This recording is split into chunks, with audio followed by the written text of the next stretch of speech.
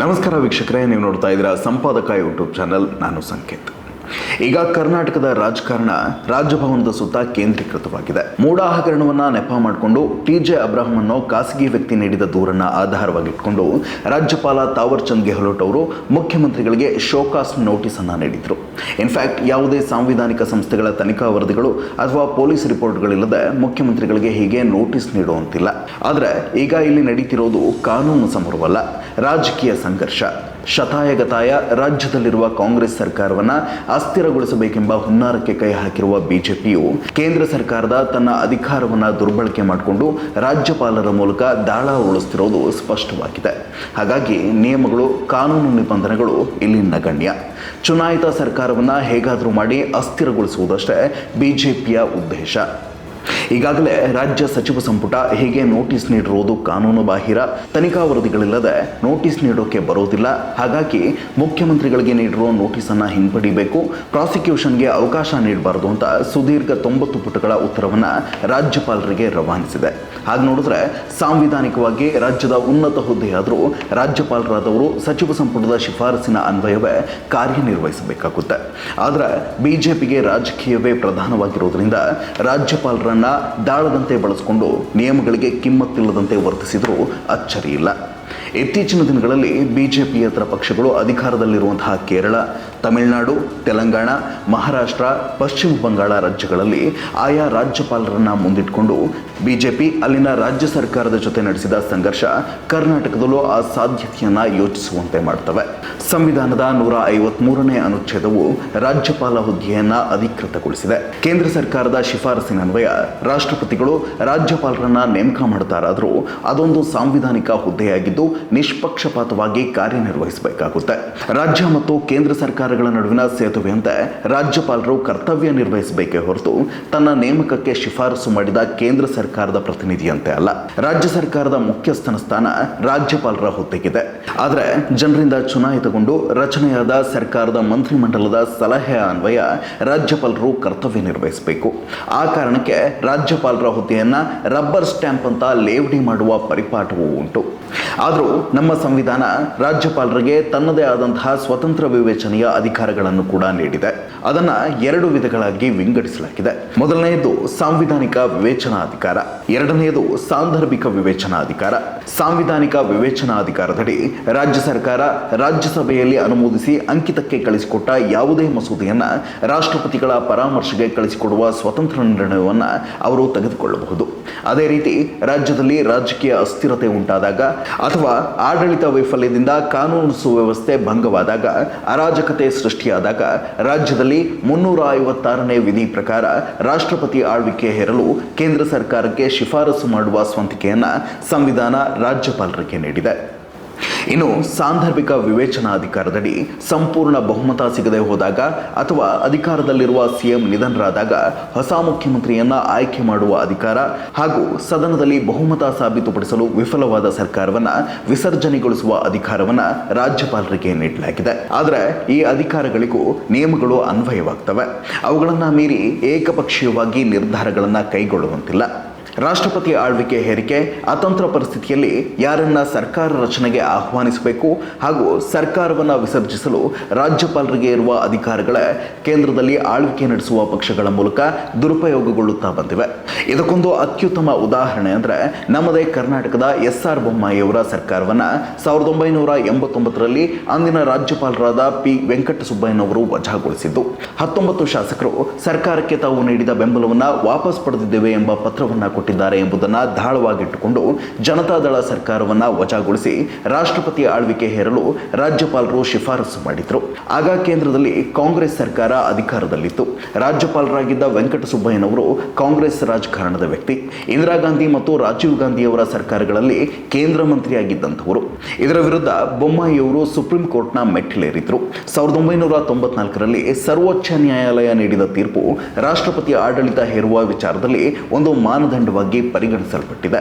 ಅಲ್ಲದೆ ಸರ್ಕಾರದ ಬಹುಮತದ ತೀರ್ಮಾನ ಆಗಬೇಕಿರೋದು ಸದನದೊಳಗೆ ವಿನಃ ರಾಜಭವನದ ಅಂಗಳದಲ್ಲ ಎಂಬುದನ್ನು ತೀರ್ಪು ಸ್ಪಷ್ಟವಾಗಿ ಉಲ್ಲೇಖಿಸಿತು.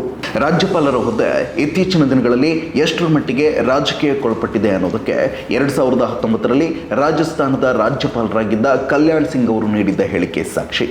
ಲೋಕಸಭಾ ಚುನಾವಣೆಗೂ ಮುನ್ನ ಟಿಕೆಟ್ ಹಂಚಿಕೆ ವಿಚಾರವಾಗಿ ಮನಸ್ತಾಪಗೊಂಡು ರಾಜಭವನದ ಮುಂದೆ ನೆರೆದಿದ್ದ ಬಿಜೆಪಿ ಕಾರ್ಯಕರ್ತರನ್ನು ಉದ್ದೇಶಿಸಿ ಮಾತನಾಡುತ್ತಾ, ನಾವೆಲ್ಲರೂ ಬಿಜೆಪಿಯ ಕಾರ್ಯಕರ್ತರು, ಎಲ್ಲವನ್ನ ಮರೆತು ಬಿಜೆಪಿಯ ಗೆಲುವಿಗೆ ಶ್ರಮಿಸಿ ಮೋದಿಯವರನ್ನ 2ನೇ ಬಾರಿಗೆ ಪ್ರಧಾನಿ ಮಾಡುವ ಸಂಕಲ್ಪವನ್ನ ಮಾಡೋಣ ಅಂತ ಹೇಳಿದ್ರು. ಇದು ಮಾದರಿ ನೀತಿ ಸಂಹಿತೆಯ ಸ್ಪಷ್ಟ ಉಲ್ಲಂಘನೆಯಾಗಿತ್ತು. ಇಂತಹ ಅಧಿಕಾರ ದುರುಪಯೋಗಗಳನ್ನು ತಡೆಗಟ್ಟುವ ಸಲುವಾಗಿ ರಾಜಮನ್ನಾರ್ ಸಮಿತಿ 1971, ಸರ್ಕಾರಿಯ ಆಯೋಗ 1988, ನ್ಯಾಯಮೂರ್ತಿ ಚಲ್ಲಯ್ಯ ಆಯೋಗ 2002 ಮತ್ತು 2010ರಲ್ಲಿ ಪುಂಚಿ ಆಯೋಗ ಸೇರಿದಂತೆ ಸಾಕಷ್ಟು ಆಯೋಗಗಳು ಶಿಫಾರಸುಗಳನ್ನು ನೀಡಿವೆ. ಆದರೂ ಪ್ರಕರಣಗಳ ಸಂಖ್ಯೆ ಇತ್ತೀಚಿನ ವರ್ಷಗಳಲ್ಲಿ ಹೆಚ್ಚಾಗ್ತಲೇ ಇವೆ. ಇದಕ್ಕೆ ಇತ್ತೀಚಿನ ಉದಾಹರಣೆಗಳೆಂದರೆ 2019ರಲ್ಲಿ ಕರ್ನಾಟಕ ವಿಧಾನಸಭೆ ಹಾಗೂ 2022ರಲ್ಲಿ ಮಹಾರಾಷ್ಟ್ರ ವಿಧಾನಸಭೆಯಲ್ಲಿ ನಡೆದ ವಿದ್ಯಮಾನಗಳು. ಕಾಂಗ್ರೆಸ್ ಜೆಡಿಎಸ್ ಮೈತ್ರಿ ಸರ್ಕಾರದಲ್ಲಿ ಕುಮಾರಸ್ವಾಮಿಯವರು ಮುಖ್ಯಮಂತ್ರಿಯಾಗಿದ್ದಾಗ ಉಭಯ ಪಕ್ಷಗಳ 17 ಶಾಸಕರು ಬಿಜೆಪಿಗೆ ಪಕ್ಷಾಂತರ ಮಾಡಿ ಮುಂಬೈಗೆ ತೆರಳಿದ್ರು. ಅಂದಿನ ರಾಜ್ಯಪಾಲ ವಜುಭಾಯಿ ವಾಲಾ ಅವರು ಸದನದಲ್ಲಿ ಬಹುಮತವನ್ನು ಸಾಬೀತುಪಡಿಸುವಂತೆ ಕುಮಾರಸ್ವಾಮಿಯವರಿಗೆ ಗಡುವು ನೀಡಿ ಪತ್ರಗಳನ್ನು ಬರೆದಿದ್ರು. ಹೀಗೆ ಗಡುವು ನೀಡುವ ಸಾಂವಿಧಾನಿಕ ಅಧಿಕಾರ ರಾಜ್ಯಪಾಲರಿಗಿಲ್ಲ, ಆದ್ದರಿಂದ ಈ ಪತ್ರಗಳು ಕೇವಲ ಲವ್ ಲೆಟರ್ಗಳಷ್ಟೇ ಅಂತ ಕುಮಾರಸ್ವಾಮಿಯವರು ಲೇವಡಿ ಮಾಡಿದ್ರು. ಅದಕ್ಕೂ ಮೊದಲು 2018ರಲ್ಲಿ ಅತಂತ್ರ ಫಲಿತಾಂಶ ಬಂದಾಗ ಚುನಾವಣೋತ್ತರ ಮೈತ್ರಿ ಮಾಡಿಕೊಂಡ ಕಾಂಗ್ರೆಸ್ ಜೆಡಿಎಸ್ ಮೈತ್ರಿಕೂಟಕ್ಕೆ ಸರ್ಕಾರ ರಚನೆಗೆ ಆಹ್ವಾನ ನೀಡುವ ಬದಲು ಅತಿ ಹೆಚ್ಚು ಸೀಟು ಗಳಿಸಿದ ಆಧಾರದ ಮೇಲೆ ಬಿಜೆಪಿಯ ಯಡಿಯೂರಪ್ಪನವರಿಗೆ ಸರ್ಕಾರ ರಚನೆ ಮಾಡೋಕೆ ಆಹ್ವಾನ ನೀಡಿದ್ದಲ್ಲದೆ ಬಹುಮತ ಸಾಬೀತುಪಡಿಸಲು 15 ದಿನಗಳ ಕಾಲಾವಕಾಶ ನೀಡಿದ್ದ ರಾಜ್ಯಪಾಲರ ನಡೆ ಕೂಡ ವಿವಾದಕ್ಕೆ ಗುರಿಯಾಗಿತ್ತು. ಅಂತಿಮವಾಗಿ ವಿಶ್ವಾಸಮತ ಸಾಬೀತು ಮಾಡಲಾಗದ ಯಡಿಯೂರಪ್ಪನವರು ರಾಜೀನಾಮೆ ನೀಡಿ ಕಾಂಗ್ರೆಸ್ ಜೆಡಿಎಸ್ ಮೈತ್ರಿ ಸರ್ಕಾರ ಅಸ್ತಿತ್ವಕ್ಕೆ ಬಂದಿತ್ತು. ಮಹಾರಾಷ್ಟ್ರದಲ್ಲೂ ಹೆಚ್ಚು ಕಮ್ಮಿ ಇದೇ ಪರಿಸ್ಥಿತಿ ನಿರ್ಮಾಣವಾಗಿತ್ತು. ಶಿವಸೇನೆ, ಎನ್ಸಿಪಿ ಮತ್ತು ಕಾಂಗ್ರೆಸ್ ಮೈತ್ರಿಕೂಟ ಉದ್ಧವ್ ಠಾಕ್ರೆ ನೇತೃತ್ವದಲ್ಲಿ ಸರ್ಕಾರವನ್ನು ರಚನೆ ಮಾಡಿತ್ತು. 2002ರಲ್ಲಿ ಶಿವಸೇನೆಯ ಏಕನಾಥ್ ಶಿಂದೆಯ ನೇತೃತ್ವದಲ್ಲಿ ಒಂದು ತಂಡ ಪಕ್ಷದಿಂದ ಹೊರಬಂದು ಬಿಜೆಪಿ ಜೊತೆ ಮೈತ್ರಿಗೆ ಸಿದ್ಧವಾದಾಗ ಅಲ್ಲಿನ ರಾಜ್ಯಪಾಲ ಭಗತ್ ಸಿಂಗ್ ಕೋಶ್ಯಾರಿ ಅವರು ಉದ್ಧವ್ ಠಾಕ್ರೆಗೆ ಸದನದಲ್ಲಿ ಬಹುಮತ ಸಾಬೀತುಪಡಿಸುವಂತೆ ಆದೇಶಿಸಿದರು. ಭಗತ್ ಸಿಂಗ್ ಕೋಶ್ಯಾರಿ ಅವರು ಇದಕ್ಕೂ ಮೊದಲು ಬಿಜೆಪಿಯ ರಾಷ್ಟ್ರೀಯ ಉಪಾಧ್ಯಕ್ಷರಾಗಿದ್ದಂಥವರು. ರಾಜ್ಯಪಾಲರ ಈ ನಡೆಯ ವಿರುದ್ಧ ಉದ್ಧವ್ ಠಾಕ್ರೆ ಸರ್ವೋಚ್ಚ ನ್ಯಾಯಾಲಯದ ಮೆಟ್ಟಿಲೇರಿದ್ರು. ಮುಖ್ಯ ನ್ಯಾಯಮೂರ್ತಿ ಚಂದ್ರಚೂಡ್ ಅವರನ್ನು ಒಳಗೊಂಡ ಪಂಚಸದಸ್ಯ ಪೀಠವು ಪಕ್ಷವೊಂದರ ಆಂತರಿಕ ವಿದ್ಯಮಾನವನ್ನು ಇತ್ಯರ್ಥಪಡಿಸುವ ಸಲುವಾಗಿ ಸದನದಲ್ಲಿ ಬಹುಮತ ಸಾಬೀತುಪಡಿಸಲು ರಾಜ್ಯಪಾಲರು ನಿರ್ಧಾರ ತೆಗೆದುಕೊಂಡದ್ದು ತಪ್ಪು, ಸಂವಿಧಾನ ಅಂತಹ ಯಾವ ಅಧಿಕಾರವನ್ನು ಕೂಡ ಅವರಿಗೆ ನೀಡಿಲ್ಲ, ಅಲ್ಲದೆ ರಾಜ್ಯಪಾಲರಾದವರು ನೇರ ರಾಜಕೀಯ ಅಖಾಡಕ್ಕೆ ಇಳಿಯಬಾರದು ಅಂತ ತೀರ್ಪು ನೀಡಿತ್ತು. ಆದರೆ ಅಷ್ಟರಲ್ಲಾಗಲೇ ಉದ್ಧವ್ ಠಾಕ್ರೆ ರಾಜೀನಾಮೆಯನ್ನ ನೀಡಿ ಬಿಜೆಪಿ ಮತ್ತು ಶಿವಸೇನೆಯ ಶಿಂದೆ ಬಣ ಮೈತ್ರಿ ಸರ್ಕಾರವನ್ನು ರಚನೆ ಮಾಡಿತ್ತು. ಬಿಜೆಪಿಯಿಂದ ನೇಮಿಸಲ್ಪಟ್ಟ ಕೇರಳದ ರಾಜ್ಯಪಾಲ ಆರಿಫ್ ಮೊಹಮ್ಮದ್ ಖಾನ್ ಅವರು ಪಿಣರಾಯಿ ವಿಜಯನ್ ಅವರ ನೇತೃತ್ವದ LDF ಸರ್ಕಾರಕ್ಕೆ ನಿರಂತರವಾಗಿ ಅಡ್ಡಗಾಲು ಹಾಕುತ್ತಲೇ ಬಂದಿದ್ದಾರೆ. ಇತ್ತೀಚೆಗೆ ಸದನದಲ್ಲಿ ಅನುಮೋದನೆಗೊಂಡ 8 ಮಸೂದೆಗಳಿಗೆ ಸಹಿ ಹಾಕದೆ ಸತಾಯಿಸಿದ್ರು. ಮಸೂದೆಗಳ ಬಗ್ಗೆ ರಾಜ್ಯಪಾಲರಿಗೆ ಅಸಮ್ಮತಿ ಇದ್ದರೆ ಸದನದ ಮರುಪರಾಮರ್ಶೆಗೆ ವಾಪಸ್ ಕಳುಹಿಸಿಕೊಡಬಹುದು ಅಥವಾ ರಾಷ್ಟ್ರಪತಿಗಳ ಪರಾಮರ್ಶೆಗೆ ಕಳಿಸಿಕೊಡಬಹುದು. ಆದರೆ ವಿನಾಕಾರಣ ಅವುಗಳನ್ನು ತಮ್ಮ ಬಳಿ ಇಟ್ಕೊಂಡು ವಿಳಂಬ ಮಾಡುವಂತಿಲ್ಲ.